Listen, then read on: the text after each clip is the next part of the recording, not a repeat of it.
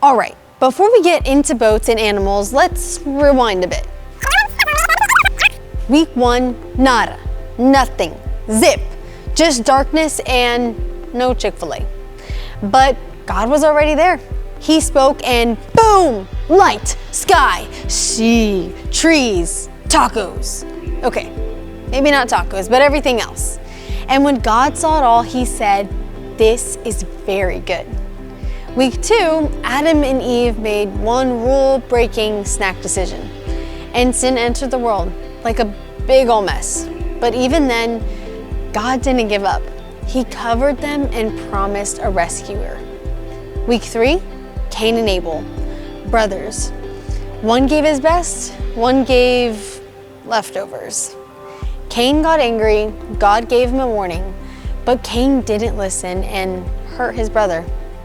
Still, God showed grace. He marked Cain with protection, because even when we mess up, God doesn't walk away. From creation to brokenness to grace, this story builds towards something big. And today, it involves one man, one boat, and a rescue plan straight from God. Today's story comes from a real book, the Bible. We will be reading from Genesis chapter 6 through 9. Just like Cain didn't listen to God's warning about sin and anger ruling him, neither did the world. Generations passed after Cain, and the world was still sinful and angry. Imagine a world where everyone just did whatever they wanted. No rules, no kindness, no listening to God, just total chaos. People were hurting each other, lying, fighting. It was like the worst group project in history. Everyone was doing their own thing and no one cared about what God said.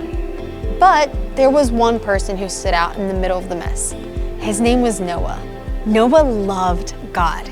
He listened to God. He trusted him, even when no one else did.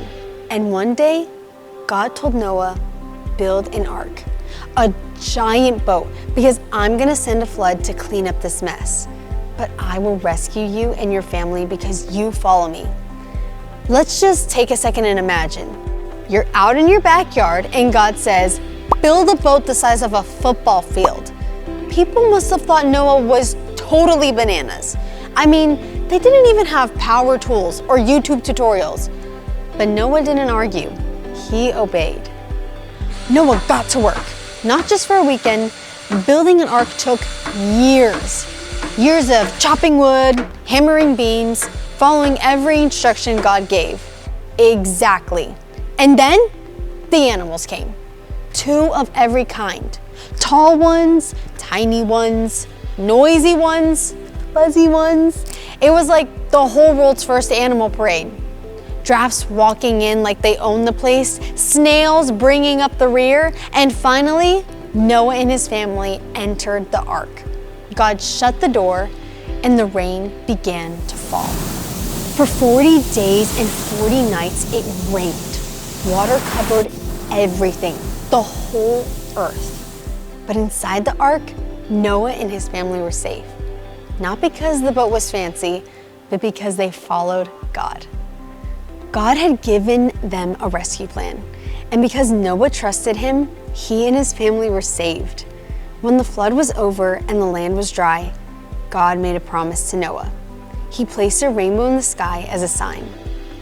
I establish my covenant with you that never again will every creature be wiped out by floodwaters.